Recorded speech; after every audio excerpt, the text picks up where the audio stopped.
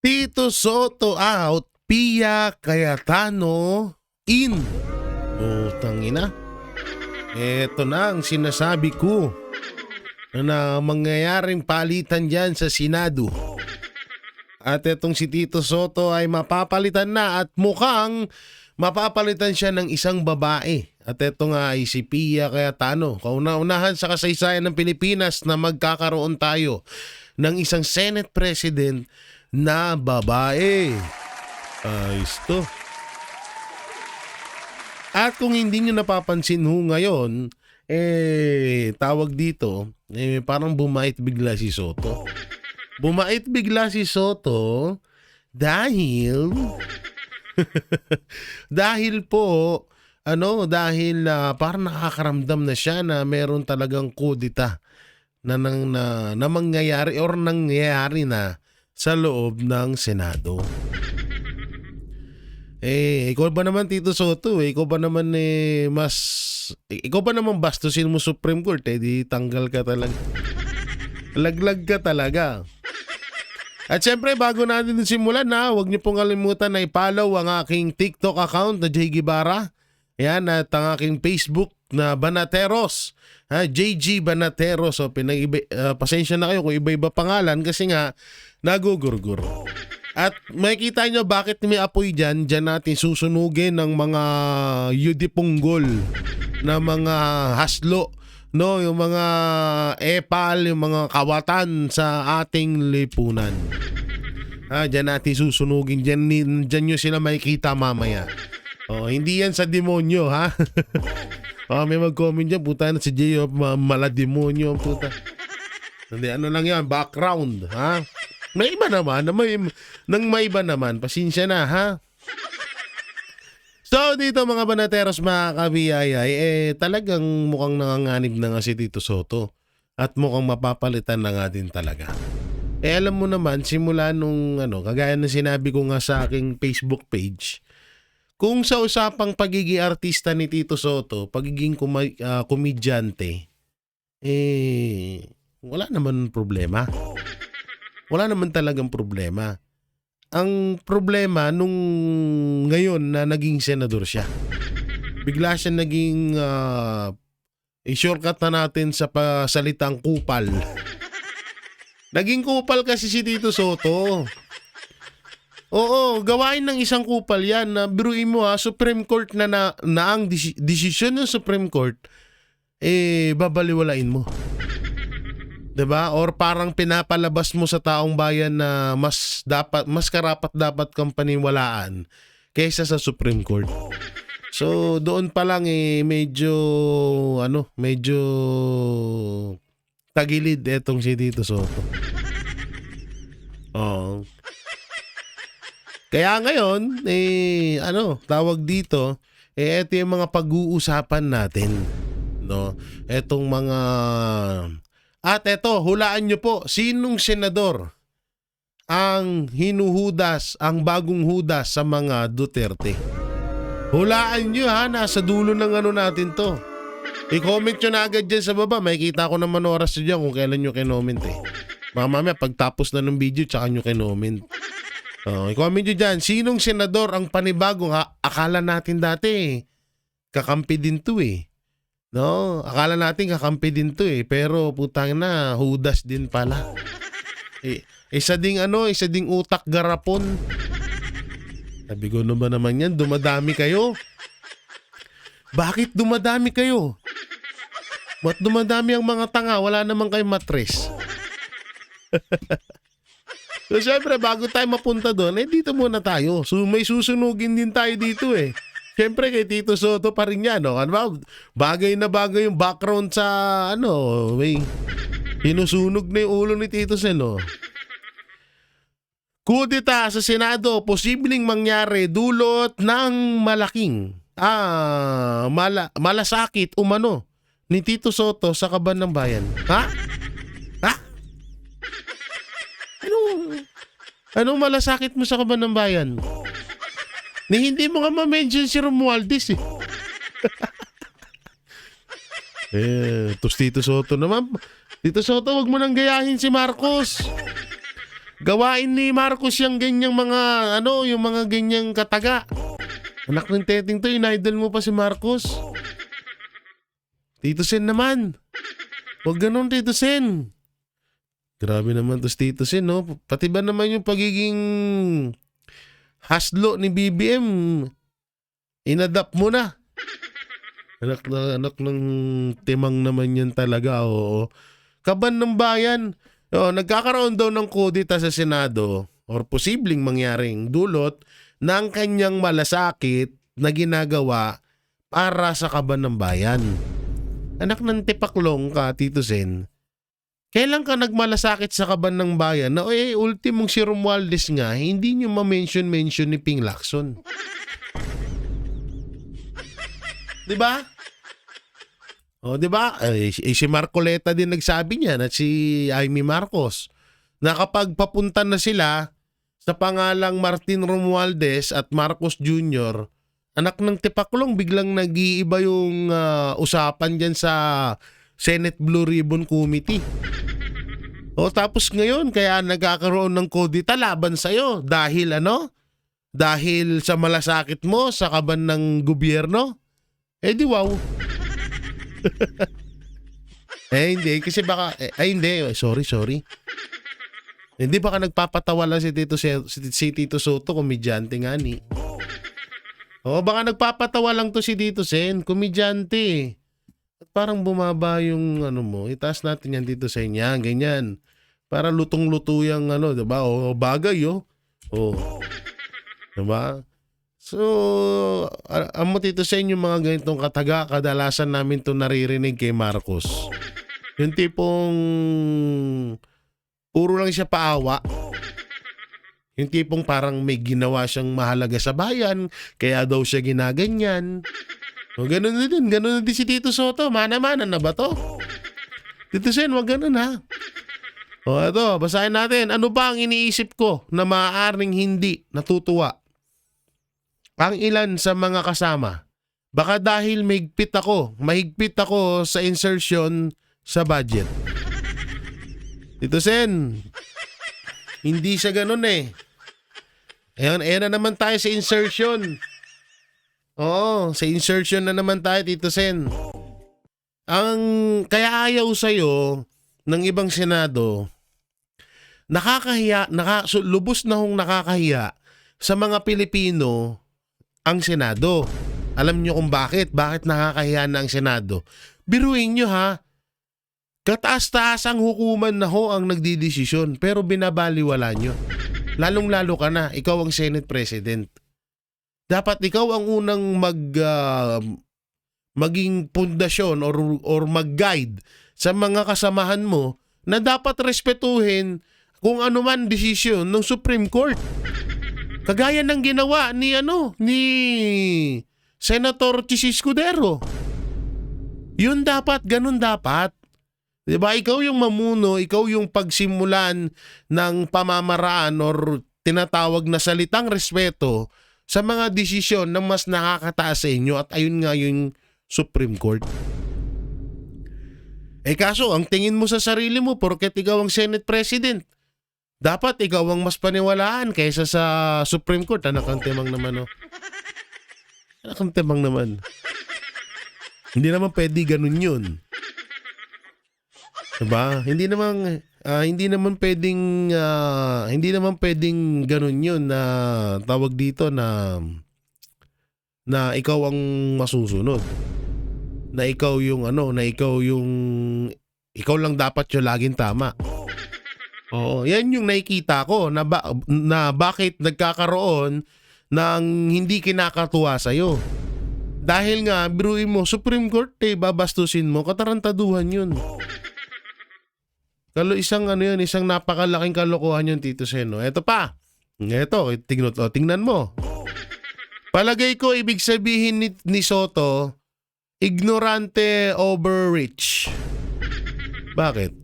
Hindi ka abogado, huwag kang magkakamaling pumasok sa teritoryo ng mga abogado. Huwag mong ipakita ang pagka-ignorante mo. Patay. Yan ang sinasabi ko sa'yo, Tito Sen. Ito na yung sinasabi ko sa'yo. 'Di ba? Ito yung masakit diyan, na kapag nireal talk ka ng isang abogado.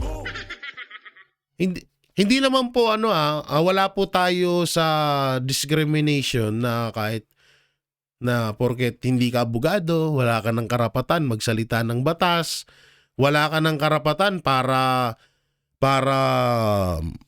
para tuklasin ng batas or alamin ng batas, hindi ho ganun ha. Pero sa ano kasi ho natin ngayon, alam naman ho, ito yung pangit eh.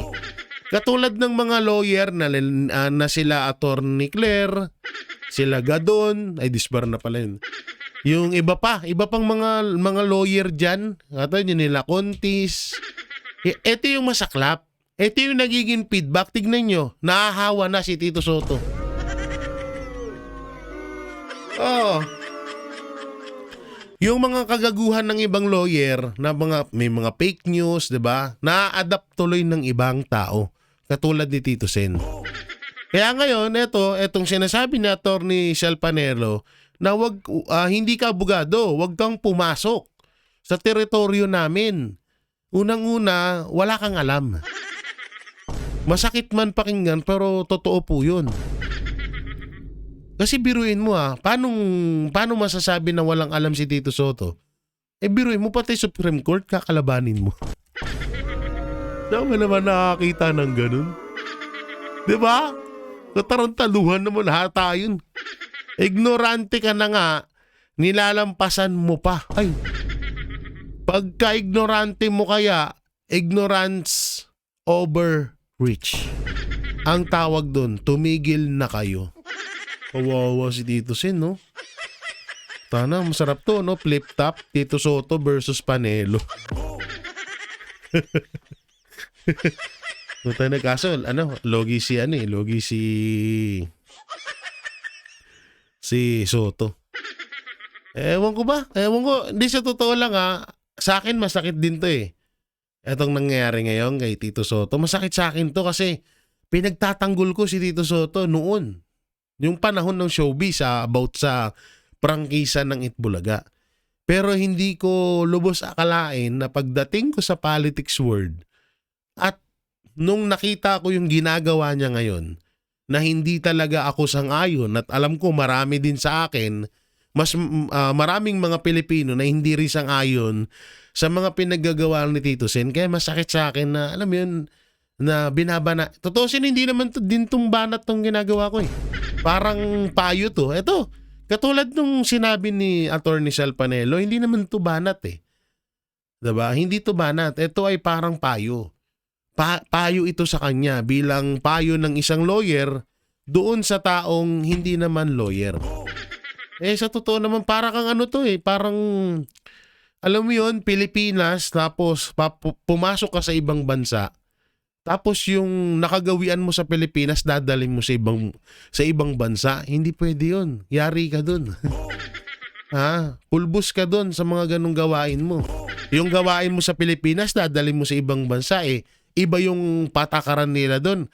Iba yung kalakaran nila doon. Ganun yung pinupunto dito ni Attorney Shel Panelo. Ay nako Tito Sen, mag-Itbulaga ka na lang. Mas masaya ka pang panoorin. Di sa totoo lang, promise, hindi ko nilalait ang Itbulaga Pag napapanood ko si Tito Soto sa Itbulaga, mas natutuwa pa ako. Pero pag sa Senado, tapos yung nakikipag-debate, katulad nung debate niya kay kay Marcoleta. Diba? Diba binasag lang siya ni Marcoleta? Ilang beses na siyang nakikipag-debate kay Marcoleta, di siya manalo-nalo. Although, sige, sabihin na natin kasi lawyer yun. Yun na nga yung point dun eh. Lawyer nga yun eh. Tapos ikaw, wala ka naman masyadong alam sa mundo nila. Pumapasok ka. Mundo nila yan eh. Hindi mo talaga matatalo yan nasa sa teritoryo ni. Andun ka sa teritoryo nila, nandun ka sa mundo nila. Ang mundo mo, napakalayo sa mundo nila. Hindi mo kayang arukin yung mundo nila kasi andun yung pinakalakas nila doon. Utang lang. Kaya, ay nako. Tito Sen, titigil-tigil ka na. Magitbulaga ka na lang. Ay, grabe naman. Ang ganda naman ni Ma'am Cathy Binag dito. Sabi ni Ma'am Cathy Binag, oh. Soto, gusto ma-impeach si Sara Duterte kasi gusto niya siya ang pumalit. Eh, yun naman talaga ang nakikita natin ngayon. Yan na talaga. Wala nang iba. Yung gusto niyang pagpalit na talaga ang ang nakikita niyan, ang nakikita natin na gustong mangyari ni Soto. Eh, yan nga daw napupusuan ng mga dilawan. Oh, at saka naging kalaban din niya nila Marcos tsaka BP Sara, di ba? Oh, so eto pa. Ay, ito pala yung binasa ko rin kanina. Ano bang iniisip ko na maaring hindi matutuwa ang ilan sa mga kasama? Baka ito. Oh, eto, wala na-debunk na natin yan eh. So dito, debunk tuloy. Nasunog na natin yan eh. Tito Soto ay giniit na mahina. Na mahihina ang kokote ng kanyang mga kritiko.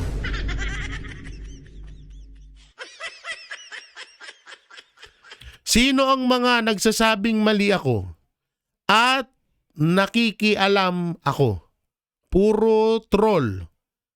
Puro troll ang nagsasabing mali ako ay yung mga mahihina ang mga kokote. Ano ba naman yan, Tito Sen? Troll na lang. Troll na lang, hindi mo pa alam.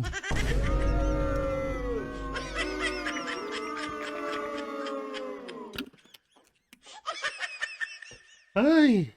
Una-una, Tito Sen. Speaking of troll. Ang troll, walang pagkakilanlan yan. So, ang isang bagay or ang isang tao or ang isang individual. Basta ang isang katulad niyan, ang isang kritiko, ayan, halimbawa kritiko mo na isang troll ay walang identity. Lahat wala diyan eh, 'di ba? Kaya nga troll. So paano mo siya nasabihan mahina ang kokote? Eh troll nga 'yun, eh. Wala nga siyang ganun. Una-una, Tito Sen, ako, kritiko mo ako ngayon. So, ibig sabihin, troll ako. Wait lang. Baka troll nga ako, ha. Mamaya, gawa lang ako sa computer. May makapal pa naman. Mamaya kasi, iba na eh. Alam mo, Tito, ay, ang hirap paliwanagan ng mga ganitong tao. Ang hirap paliwanagan ng mga taong ayaw magpaliwanag at ayaw ding tumanggap ng paliwanag. Ng payo pala, ng payo. Ay nako, Tito Sen. Ngayon alam mo na, Tito Sen, kung ba't hindi ka nanalo bilang presidente. Wait lang, tignan ko nga. Sino ba ang presidente nung tumakbo? Si Tito Soto ba? Tignan ko nga, Lacson and Soto.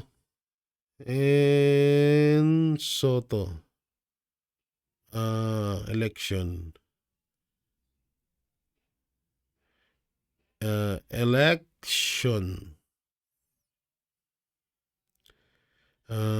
Election. Tingnan natin ha. Baka mamaya mali ako eh. Sino yung tumakbong presidente? Formerly President, Ping Lacson Soto. Anong tinakbo ni Soto nung Anong tinakbo ni Soto nung nakaraang eleksyon? Busy ba o presidente? Ano ba? Ito.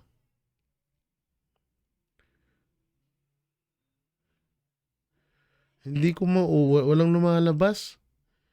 Hindi ko kasi masyadong Soto Lacson lang lumalabas eh. Oh. Ano ba to? Presidente si Lacson, Vice President si Soto. Yung ba yung tinakbo nila? Ito. Hindi, senator pa rin to eh. Oo. Wala akong mahanap pa. Ano ba yung tinakbo nilang dalawa? Comment nyo nga dyan, hindi ko mahanap eh. Pero kung sakali man na si Tito Soto ay tumakbo nung nakaraan ng 2022 ng presidente o vice-presidente, ngayon Tito Sen, alam mo na kung ba't hindi ka nanalo. Alam mo na sa sarili mo. Tito Sen, kapag mga tao, kapag mga taong katulad ko, yan, hindi ako troll. Hindi ako troll kasi buhay ako eh. May isip, may utak, may puso, may dugo. May hakdog ako. Yung mga troll, wala yon, walang buhay yon. Ginawa lang ng isang tao yon, tapos napakadami niyang account yon, ganyan. Para sa kaalaman mo lang, Tito Sen. Hindi yun hindi yun. Saka alam mo, Tito Sen, minsan kailangan din nating makinig sa mga basher. Sa totoo lang, ito totoo to. Kailangan natin makinig sa mga kritiko. Paminsan-minsan, no, na mga halimbawa, nagsasabing mali sa'yo, kailangan mo din minsan pakinggan yun. Ipagtanto mo sa utak mo kung talagang mali ka. Ngayon, kung talagang sobrang dami na nagsasabi sa'yo mali ka, mali ka talaga dun. Dun pa lang sa Supreme Court, maling-mali ka dun eh. Diba? Doon pa lang sa Supreme Court na ginawa mo, na pag-ano mo sa Supreme Court, maling-mali ka dun. Ngayon, kung di mo tatanggapin yun, habang buhay ka na lang na ganyan ka. Masarap tumanggap ng pagkakamali kung alam mo talagang mali ka. At doon sa pagkakamali na yun, doon mas napakaganda na itama mo yung pagkakamali mong yun. Yun, ganon yun, Tito Sen. Gusto ko pa rin magbago kang hinayupak ka.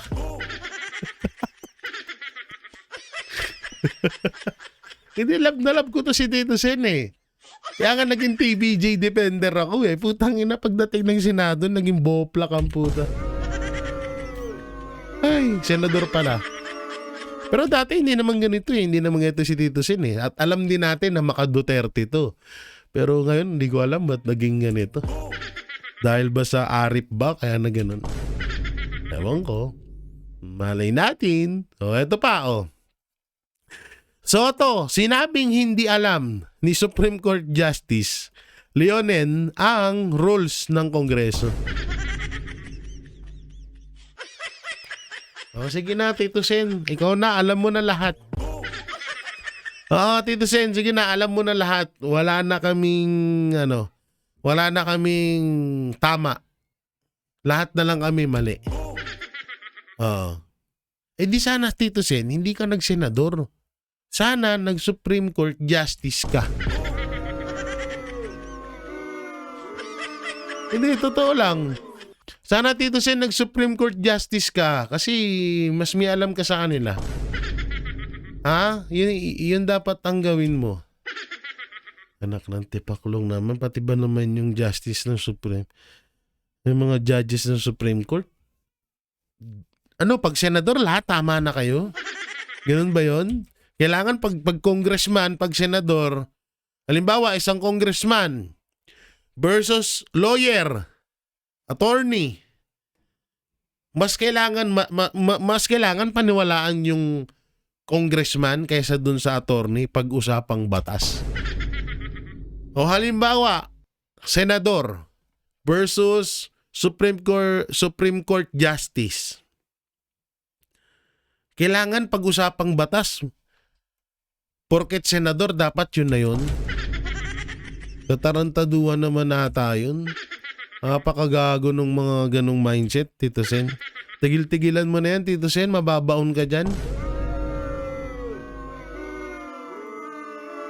Hindi, sa totoo mo, dyan, mababaon si Tito Sen yan. Masisira ang pangalan niya dyan sa ginagawa niyang yan.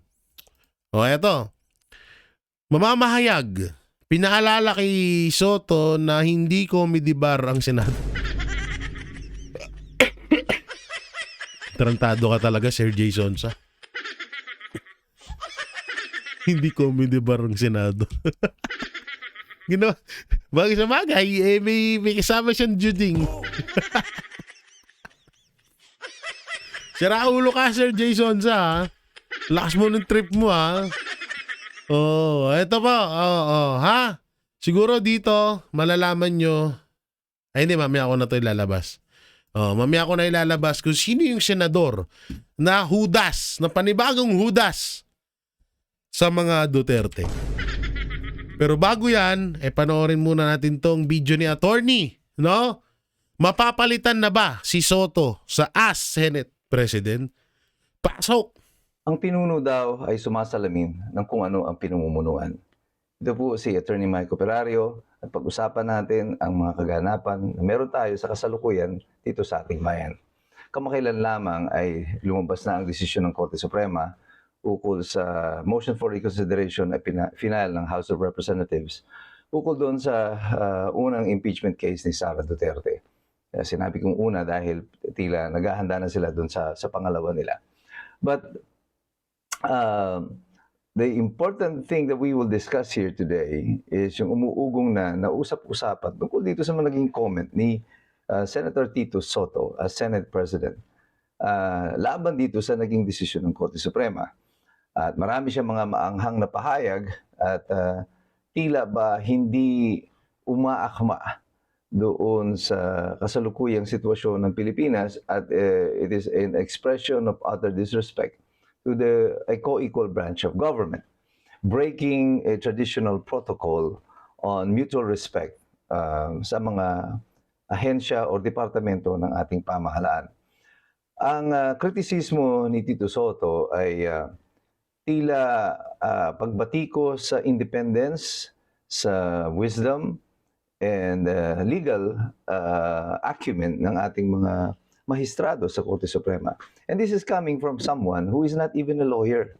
At para bang ako'y nakikinig sa mga diskurso, hindi ng isang Senate President o ni Senator Tito Soto, but ni Senator Tito Escalera, na graduate ng Juan Bol University.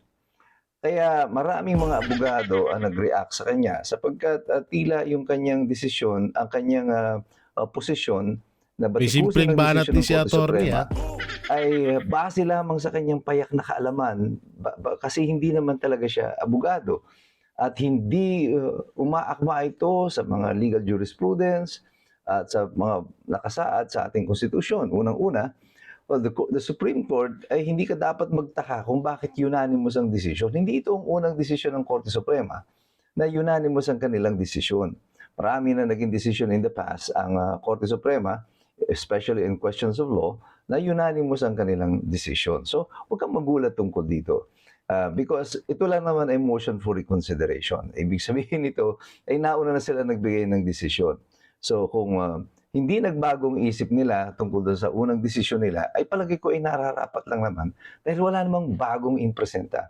All that was raised by the House of Representatives are a rehash of their old arguments and a discussion on certain legal points. Sabi naman ng Korte Suprema, walang basihan. And so we must respect that decision of the Supreme Court. Pero ang importante dito, ang mas nakakatakot sa mga pahayag nila nito, ay tila ba ang mga deklarasyon na ito ay may kasamang mga pagbabanta. Kasi ilang beses binanggit yung impeachment.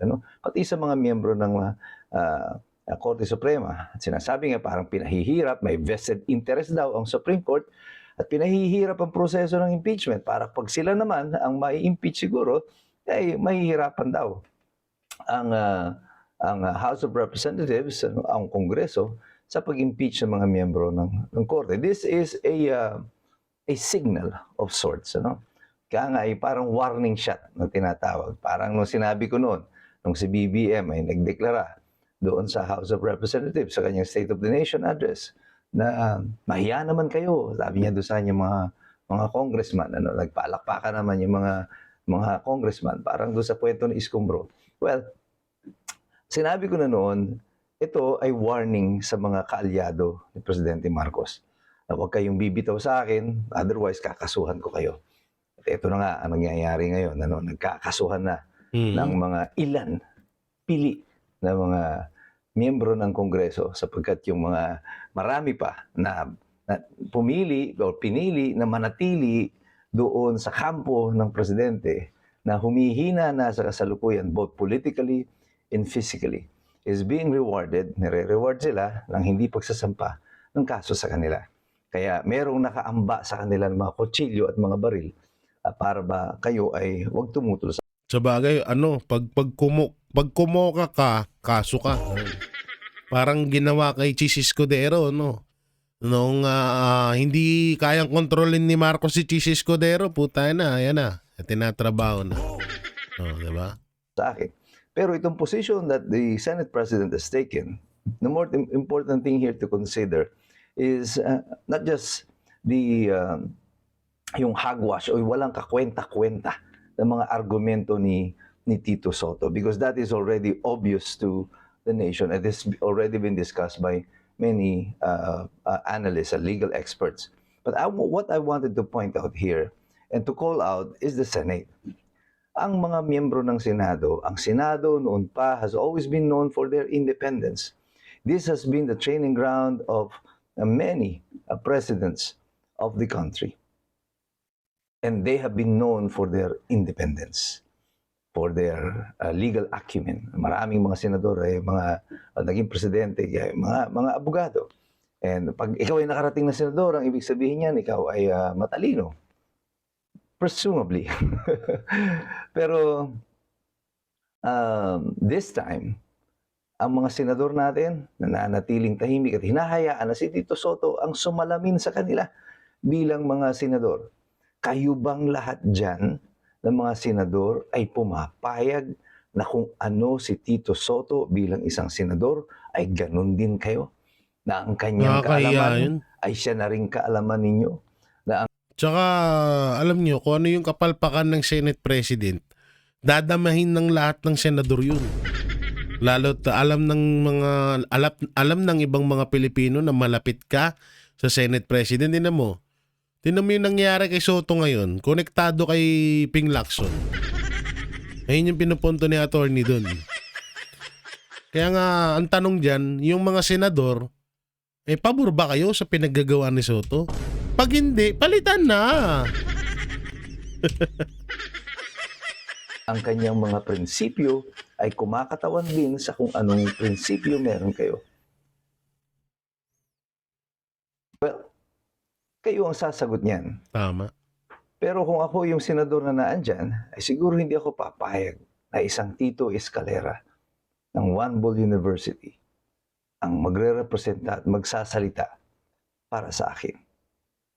Siguro sapat na meron kayong sinumpaang tungkulin bilang mga senador at alam ninyo na umaasa sa inyo ang maraming mga Pilipino para gawin ninyo ang nararapat.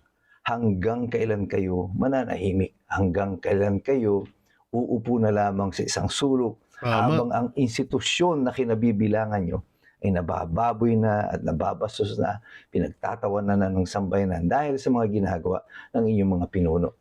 Well, it seems as if change is about to come, I hope, because there are already rumors that by tomorrow, or this is already tomorrow, by today, there will be a change of leadership in the Senate.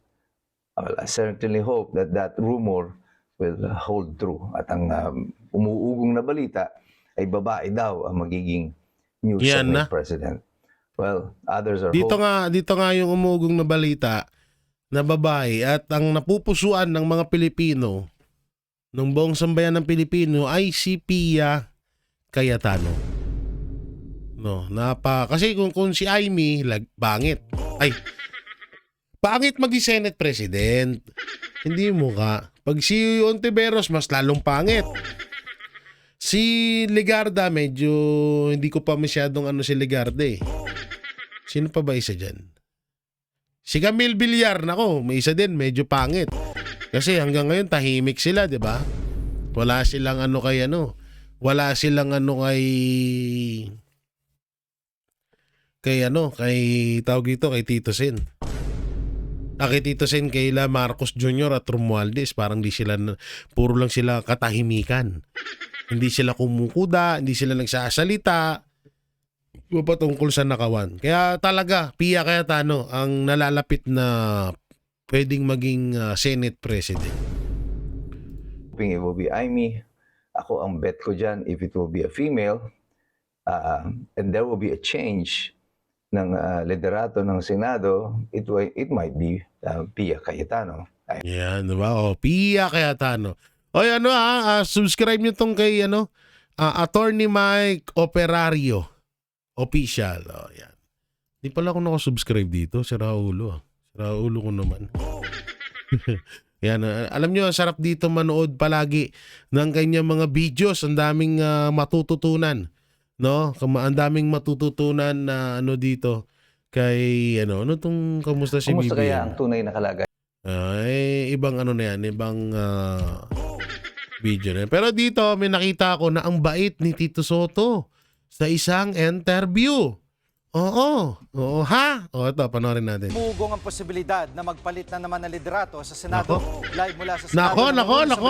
News 5 Senate Correspondent, Patay kayo diha. Mayan Banyas. Mayan, saan galing ang bali-balitang yan at anong sabi ng mga senador? Yan. Pasok, man.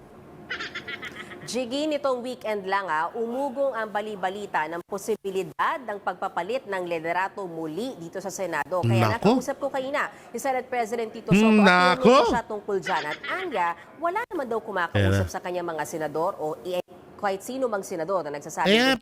Paano kanila kakausapin? Lagi nga silang mali, ikaw ang tama.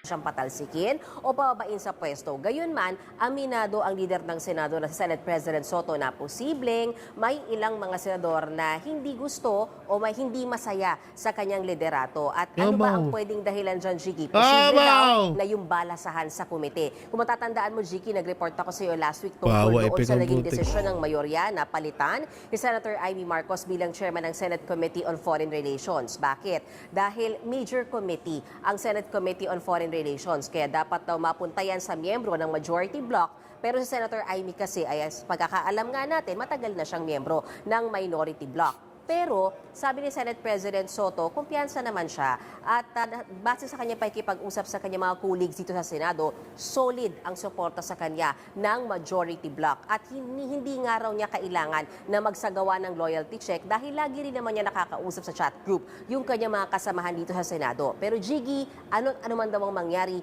handa si Senate President Soto. Pakinggan natin ang bahagi ng kanyang pahayag. Okay. Asan? Tatanungin mo ako, ano bang iniisip ko na maaaring hindi natutuwa ang Ang bait. ilan sa mga kasama, ha? Oh. Baka dahil mahigpit ako. Uy. Mahigpit ako sa insertion sa budget. Pero may nagparamdam SP na hindi So ibig sabihin, puro kawatan mga kasama mo, ganon. Tingnan mo to. Tingnan mo ugali nito. Nilalaglag mo ngayon yung mga kasamahan mo, palibasa ilalaglag ka na bilang Senate President. Tapos kaya sabihin mo, porket maigpit ka sa insertion, so ibig sabihin puro kawatan ng kapwa mong mga senador. Wala talaga to. Pangit ugali mo. Pangit na ugali. Maigpit daw siya sa insertion sa mga budget. No. So ibig sabihin mga kawatan, mga senador na kasama mo. saya sa liderato ninyo. Naman ang ugali ang puta. Wala naman nakakarating sa akin. Ewan ko sa'yo, Tito Sen. Jiggy, nito lamang weekend, may mga lumabas din na post sa social media, paramdam o tanong na posible nga raw ba na magkaroon na sa kauna-unahang pagkakataon ng unang babaeng Senate President o leader ng Senado. So natanong ko rin Senate President Tito Soto kaugnay niyan, sabi niya marami siyang nababasa sa social media at ang ilan daw dyan, fake news. Jiggy? At Mayan, ikaw dyan, insider ka na talaga dyan. Tingin ba may sapat na numero para mapalitan si SP Soto?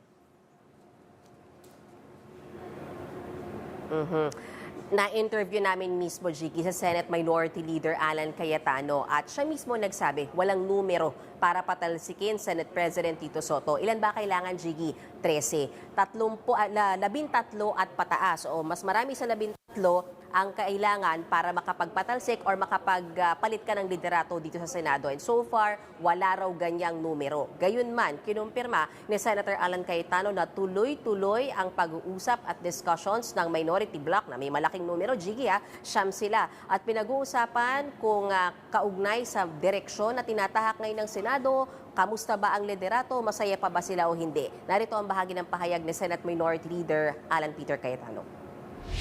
It's rumors until it's there, di ba? There's always discussion. There are people happy of our direction, may people na hindi happy sa direction. Ako personally, I think everyone's campaigning instead of governing. So it's really, do you get 13 people of like minds? But as of today, wala pa yung 13 na yan or yung 13 hindi present. Yung ibang mga senador, anong reaksyon dito sa usaping ito? Jiggy, si Senator Erwin Tulfo, yung sinasabing papalit kay Senator Amy Marcos bilang chairman ng Senate Committee on Foreign Relations, sinasabi niya wala siyang nakikitang dahilan bakit kailangan magpalit ng liderato ang Senado sa pagkakataong ito. Putang ina mo tuta ka din ni Marcos eh. Talagang ayaw mo din talaga, Raulo. Natanong din namin kanina si Senator Risa Hontiveros, Senator G. Ako eh, Ejercito. puta na puro mga tuta ni Marcos ngayon yan eh. Tanginan tong mga network na to, ang mga tinatanong yung mga nasa one-sided. Yung mga mga kalaban. Kahit tanongin yung mga kakampi. Tip na yan. Na parehas na member ng majority bloc. Tinanong namin, meron bang nangangampanya o kumausap sa kanila para magpalit ng liderato? Ang sagot nila, wala. Habang si Senate President Pro Tempore Ping Lacson, nakasanggang dikit ni Senate President Tito Soto, sinalag yung mga balita ng kudeta at tinawag nga niya na chismis lang yan at inihalin tulad sa isang continuing crime nga raw, yung mga threats ng pagpapalit ng Senate President. Yan muna ang latest. Chismis lang daw, chismis. Eto, chismis ba to? Tingnan niyo yung panibagong debate ni Marcoleta at ni Tito Soto. Yung ban China, meron silang coordinates. May coordinates ba? Wala eh. Tayo nga may baseline survey law eh. Sila wala eh. Kung ano mangkinin kanila eh. So, I want to find out where are the coordinates of China in the West Philippine Sea. Ayan po yung mapa ng China. Makikita po ninyo yung 6.1. Yan po ay nakatala doon sa International Hieroglyphics Basag na Organization naman siya or dito. S23. Lahat po ng coordinates nandyan. Kaya nga po pinoproblema natin, hanggang ngayon, wala pa po tayong ganyan. Kasi bago po tayo makapagpatala ng ating sariling pangalan ng dagat, katulad ng West Philippine Sea, hindi lamang po declaration ang kailangan natin eh. Nagdi-declare tayo ng 200 nautical miles. Hindi naman po tayo nagdi-deposit ng mapa na may coordinates doon sa United Nations. Wala pong mangyayari. Yun po yung proseso eh. Tingnan po ninyo yan. 6.1, yan po yung South China Sea. Hindi po ninyo makikita ang West Philippine Sea. Kaya po tayo nagtatalo dahil yung ating West Philippine Sea kailanman hindi mag-a-appear dyan hanggat hindi po nagagawa ni Commodore Tariela yung dapat niyang gawin. Imbes na gawa na siya ng gawa ng caricature, dapat mag-submit na siya nung mga coordinates na kailangan po para ngayon makapagpatala tayo ng sarili nating pangalan ng dagat. Ito nga po kaya ako kahit napakahirap ay gusto nating pag-aralang mabuti kasi dito po nagkakaroon ng hindi pagkakaunawaan. Nakala natin may nangunguha ng saang ganang atin samantalang yung sa ganang atin hindi pa naman natin alam kung hanggang saan ba siya. Kaya po disputed ngayon eh. Kahit na po in-award ang West Philippine Sea o yung ating exclusive economic zone, it's still Wala pa rin disputable waters. Dahil nga, wala pa tayong coordinates na isasubmit na nire-require po sa atin. Tama. Alam nyo, napakaganda nung sinabi ni na yun. Lahat. So, ibig sabihin, kahit na dinonate yan, yung West Philippine Sea na yan, kung hanggang ngayon hindi natin alam kung saan hangganan yan, doon talaga nagkakaroon ng debate dyan. So yon mga banateros, mga kabiyaya, asan yung isang logo ko na wala? Ano pong... ito pala yung Vox Populi. Hindi ko na ito nakita. Sa susunod. Edit natin yan. Edit natin to. Nga pala, tuwing Sabado, panoorin nyo po ang Banateros Brothers sa Vox Populi. Ang boses ng ordinaryong Pilipino. Oo. Ang boses ng bayan. Tuwing Sabado po yan, 6 p.m. to 8 p.m. So yun mga banateros, mga kabiyaya, ano pong may kukomento nyo sa mga napag-usapan ho natin mapatungkol po dito kay Tito Soto. At may nakalimutan ako, yung hudas na panibagong hudas na senador sa mga Duterte.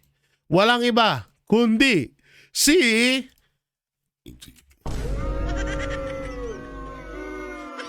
JB Ejercito. JBRs ito sang-ayon sa pagtutol ni Tito Soto at Boying Remulla sa Supreme Court ruling. Diba? Lumabas ang tunay na kulay. Ayaw masilip ng ibang, ayaw matulad kay Las Chis Escudero at sa kanyang kapatid na pinag-iinitan ngayon dahil hindi kayang hawakan sa leeg ni Marcos Jr. So yon mga banateros, mga kabiyaya, anong may kukomento nyo ho dito sa mga napag-usapan natin? Comment nyo lang po dyan sa baba. Siyempre, don't forget to like, share, comment, and subscribe sa ating YouTube channel. Pindot na lang din po yung bell button para lagi kayo updated sa ating mga video araw-araw. So maraming salamat. Ingat po kayo palagi. God bless and peace. And bye-bye. Yan ang Banateros, walang inuurungan. Pag tama palakpakan, pag mali ay babanatan. Yan ang Banateros, boses ng ordinaryong Pilipino.